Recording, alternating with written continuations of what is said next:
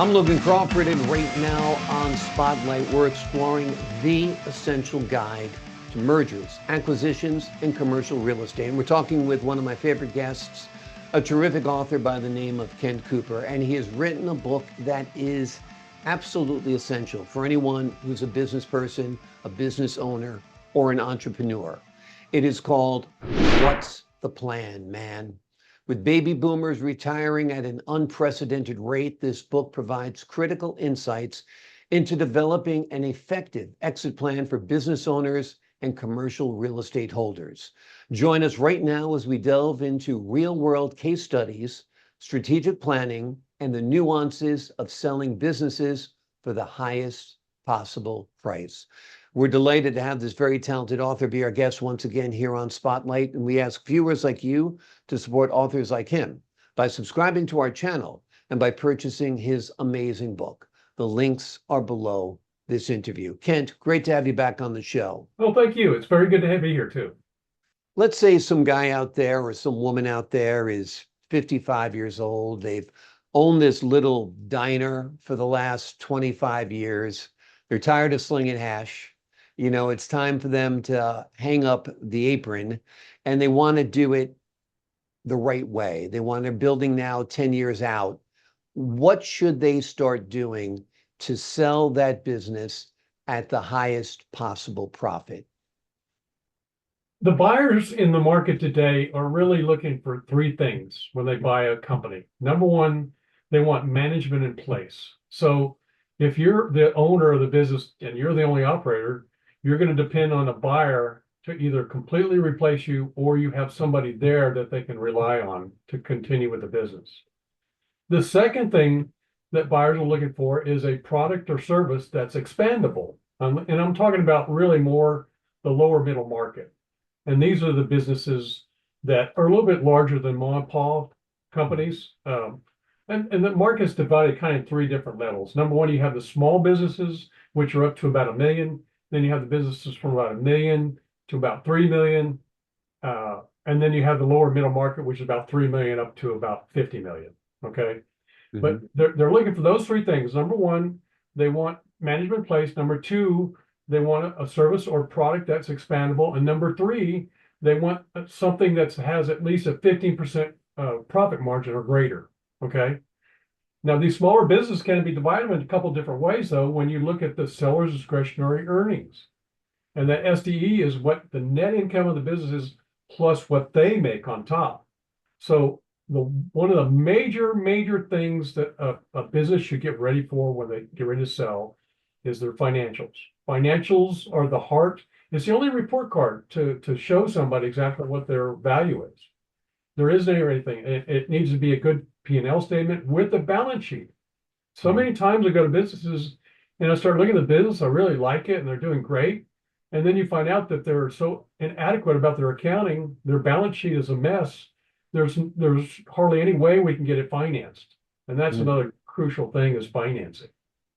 Exactly. So you should be working with an accountant, particularly if you're in your last 10 years of working or 5 years of working, that your books are in order, that you're reporting your profits properly, and you're showing a profit because you want to be able to sell that business. There might be some tax advantages by being liberal with your deductions, but when it comes time to sell your business, you want a balance sheet that has you in the black, right?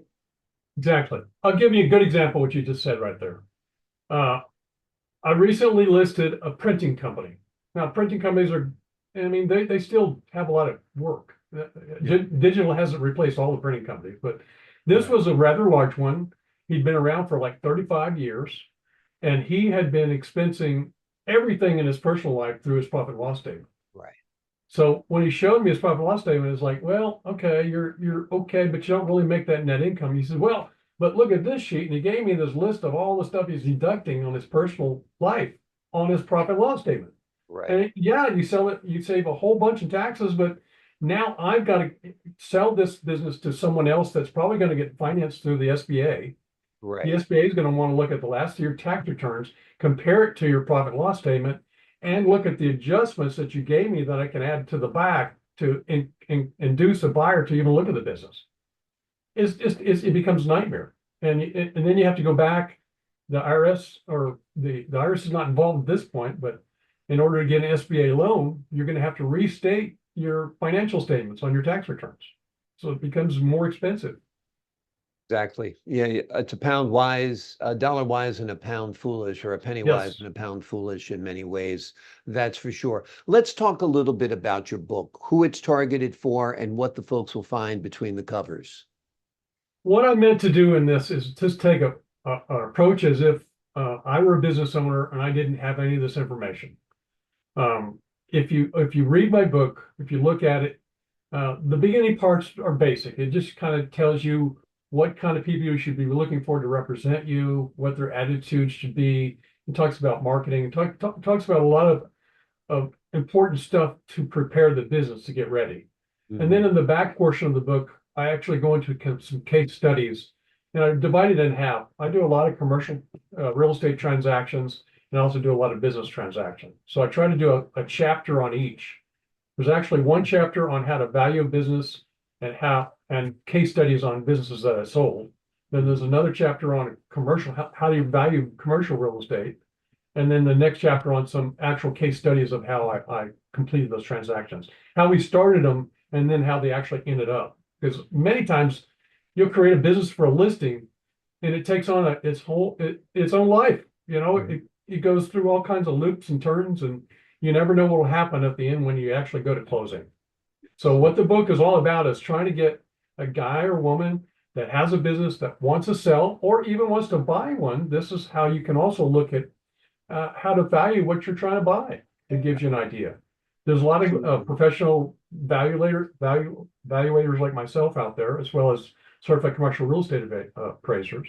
And we can help you, but you know, many times us professionals need to get paid some money for that. This book might save you some money by doing that. Exactly. It will absolutely save you money and some heartache if you follow the advice in this book. Whether you reach out to a professional like yourself or try to do it on your own, you need to follow the principles in this book if you're going to sell at a maximum profit, which of course is everybody's goal. Tell us a little bit about your work outside of being an author. CapstoneBrevard.com is your website? Yes, I actually wrote the book initially just to talk about my practice. I wanted to, you know, I'm a merger and acquisitions advisor, Capstone Commercial M&A Advisors. My website is capstonebrevard.com, www.capstonebrevard.com. Brevard is the county I live in. That's where it's called that. And basically what I do as an M&A advisor, I look for businesses that want to sell that have EBITDAs or earnings before interest, taxes, depreciation, and amortization, EBITDA, between 1 million and 25 million. That's my target. If they have commercial real estate, that's great because I can take care of that during the transaction as well. But I target those businesses. Sometimes I move into the middle market, which is a little bit larger businesses, but predominantly I'm focused on sellers of businesses, and my buyers are predominantly private equity groups and family offices.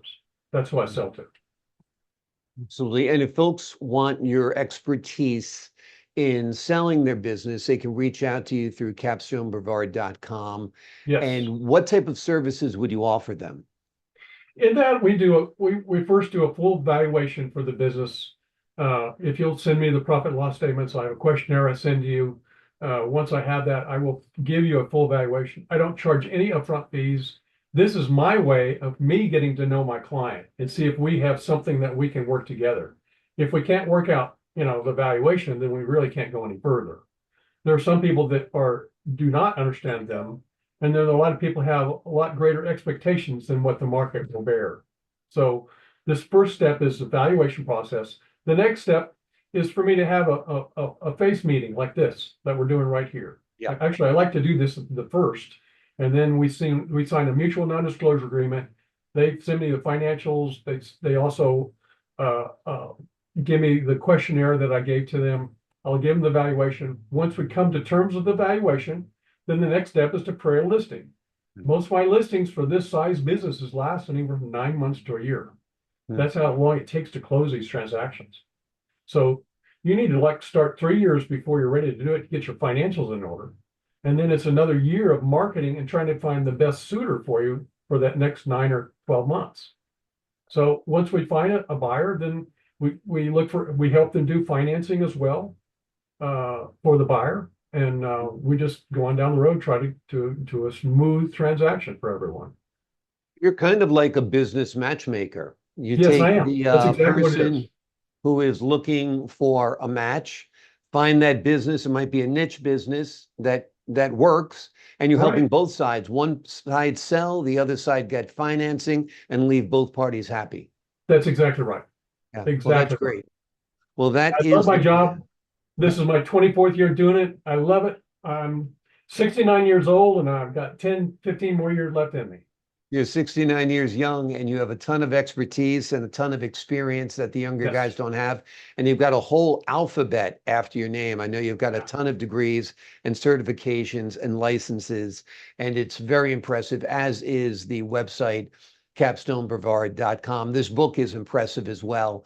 It's written by Ken Cooper. It is called What's the Plan, Man? And with baby boomers retiring every day in an unprecedented That's rate, right. this book provides critical insights into developing an effective exit plan for business owners and real estate holders. You worked your whole life, you've got a lot of sweat equity in that business. Yes. Sell it for the highest amount possible. Buy this book, read this book, then consult with Kent. And Kent, get thank the you so best much. representation.